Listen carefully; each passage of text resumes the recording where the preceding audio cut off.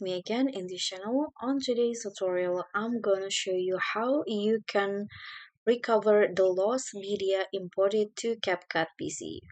So in here, as you can see on my CapCut PC, I've currently have a media that not found, and this probably because the file has been moved into another folder from its original location. So what you need to do to recover it is just click on this file, right click on it, and there will be an options to link to media. So click on that option,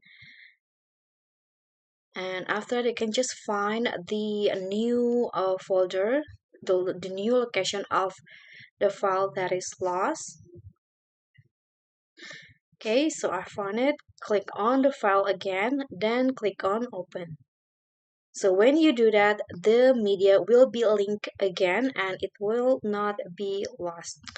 Okay, so that's all from me. Thank you so much for watching. Don't forget to subscribe, click on the thanks, like this video, and comment. Bye.